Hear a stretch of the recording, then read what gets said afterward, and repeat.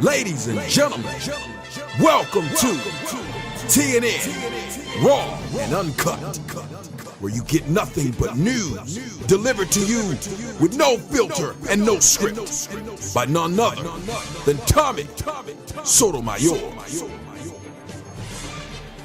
Hello everyone and welcome to TNN News Raw. I'm your host, Mr. Tommy Sotomayor. Now, earlier today I did a video about Chicago. I'm broadcasting live from DC, which used to be the murder capital of the United States. Now we have a place called Chiraq. They call it Chiraq because it's Chicago, but it's supposed to have more murders per year, than there were committed over in Iraq during the war times. This is unacceptable. Or is it? Because black folks seem to allow it to happen and they all right with it. Matter of fact, they encourage it. I've talked to a lot of black people who are from Chiraq, Illinois, and they will say it with pride, how many brothers they kill, how many of themselves that they kill. What I want to do is show you a footage, because I talked about what happened in 2010. I want to talk to you about what happened this Father's Day, 2014. I'm going to say some things that's probably going to offend some people. I believe it's going to offend some black people, black women, and black men. Maybe even some people from Chicago. But it needs to be said.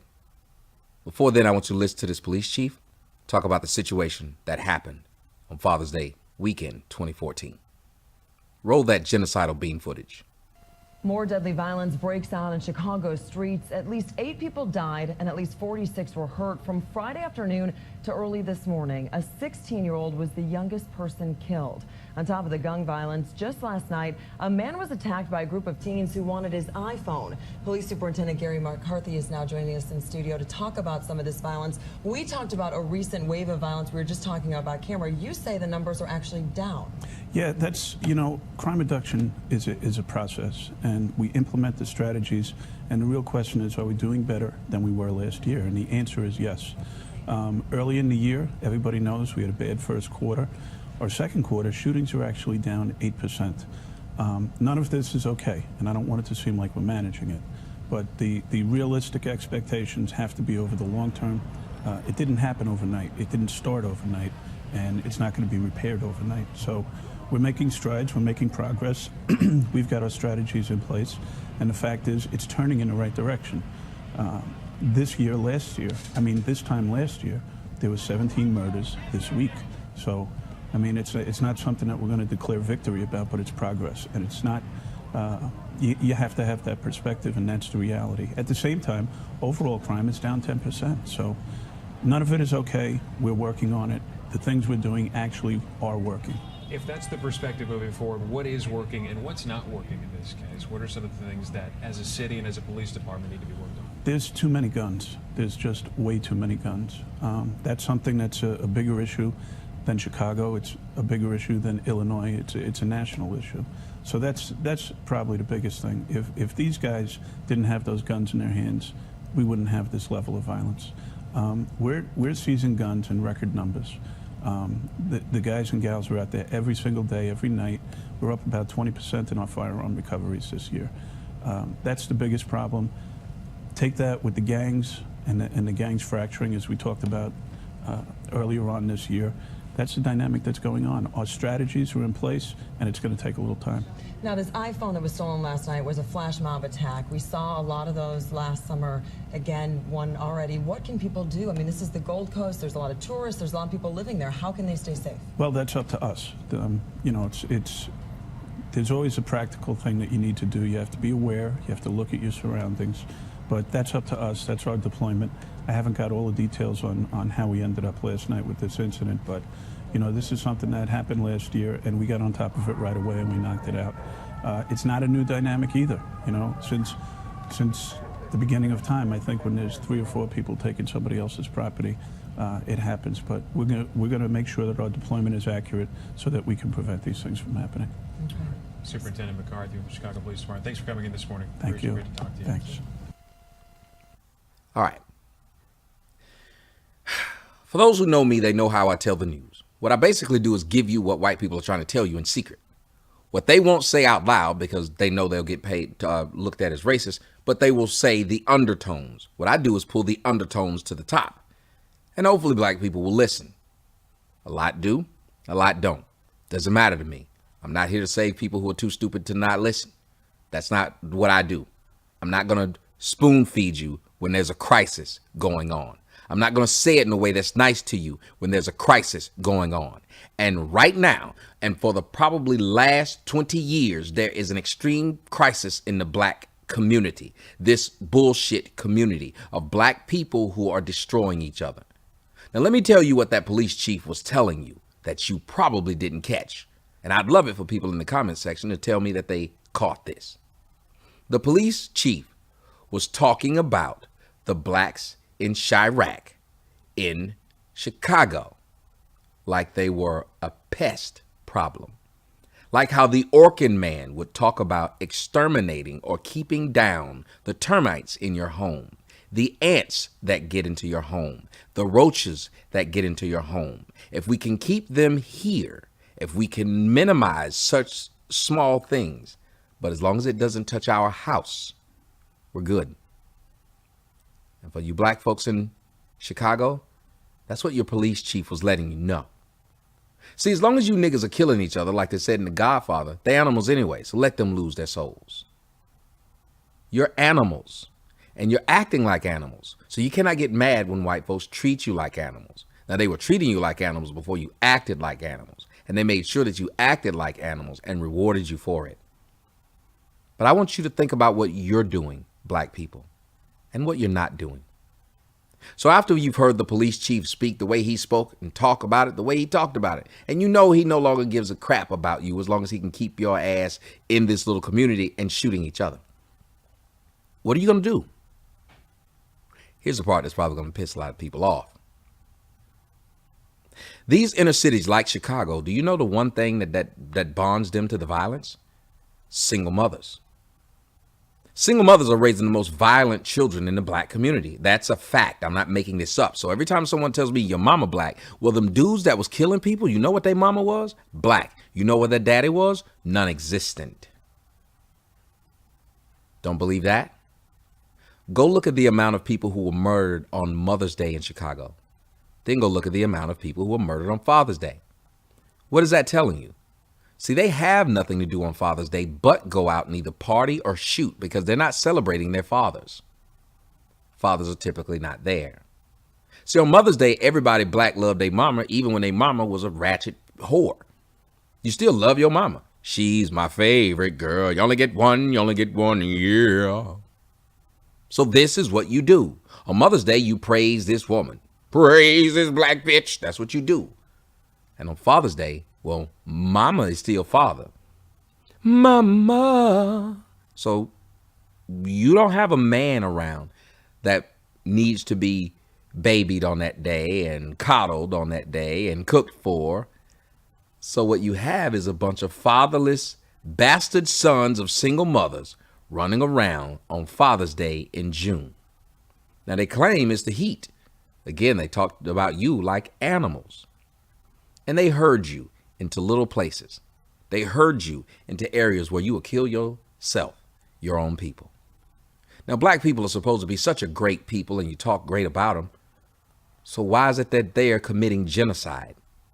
And why is it that none of them Chirac niggas that's on YouTube that's making videos calling me a coon, all of you dudes that's from Chirac who are calling me a coon, chasing me around, talking about me all day, sounding like Kanye West but broke. Why aren't you talking about the people who are killing people in your community? Why are you talking about the man from Atlanta that's not even in Chicago? See, there's no explanation. And what I ask you to do is to think about it. The revolutionaries that are on YouTube didn't even talk about the fact that 8 people were murdered in this city and 40 plus were shot. 40 separate incidences of shootings in a 3-day span. And you know what your police chief said? Hey, it's better than it was in 2010.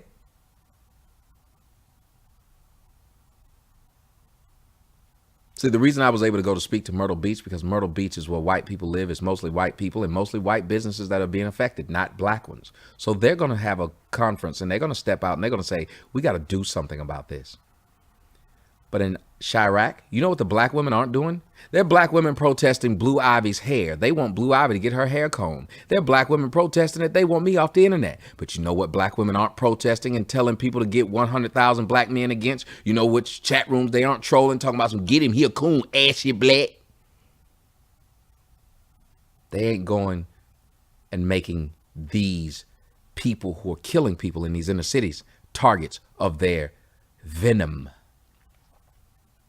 They're not exposing them, because they're afraid. Because black people are afraid. And the only power they have is over each other. And then they pick and choose which one of them they mess with. These kids are losing their lives. And a lot of people are trapped in between these dumbass fights. And these dumbass fights play themselves out in YouTube. YouTube are people who don't know each other, literally putting each other in harm's way for no reason. I have a guy right now who's taken my family members' information and put it back up on his website and put the addresses there. And he'll say, oh, I wasn't trying to do it to hurt nobody. It's a public document. Even if he was putting my information out there, if he had any class, he wouldn't put out a woman's information. But it doesn't matter. Because this nigga knows it's somebody stupid out there that might do something. And that's why nobody has respect for you black niggas. That's why nobody cares what you do. And that's why the news reports it as a pest problem. Because the majority of you niggers are pest. The majority of you, all you do is fuck with other people. You're like gnats and you just keep flying around. That's what you do. You're not productive. You don't do anything for anyone. It's 2014. And in 2014, you're doing the exact same thing on the exact same weekend that you were doing in 2010. And you don't think it's a problem because you niggas ain't shit. So when I say the black community it doesn't exist, and when I say fuck the black community, because I am the only one, the coon of YouTube, who is willing to go into these streets, talk to these people, try to help these people, and say something about the problem. But these so-called revolutionaries, these so-called pro-black hotep hoes on YouTube, all they do is find other YouTubers they don't like and talk about them from the comfort of their own homes. So I ask you something. When are the black women going to stand together and ask black men to stop the violence? And if you don't stop the violence, we're going to stop giving you pussy. I bet that'd stop a lot of violence. But then black women can get black men to pull up their pants and get education just if they said, we're not going to give you no more sex if you don't do or have these things. But black women don't want you to do this because black women are not looking for you black men to be successful and not to murder each other. Because again, they have a petition against the woman who has not combed a child's hair in their opinions, but they don't have a petition to get your black ass to stop shooting up Father's Day. Ha ha! So please pay attention. This was not supposed to be a blog. It's supposed to be more news. But what I want you to go do is read the news story at TommySotomayor.com. Go back and let's watch the video about 2010 and see how 4 years later, the same thing is happening. Black genocide. So before you wage war on white supremacy, why don't you wage war on Black Death? The plague called Black Death. Let's bring it back to medieval times, the Dark Ages.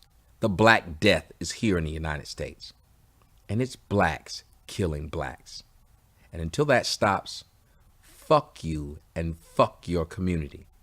Because I don't want to be a part of the Black Death and genocide that's plaguing the Negroes of the inner cities in the United States. I'm Tommy Sotomayor. This is TNN News Raw. Fucking believable. Fucking believable. Fucking believable. Fucking believable. Fucking believable. Fucking believable. Fucking believable. Fucking believable. Fucking believable. Fucking believable.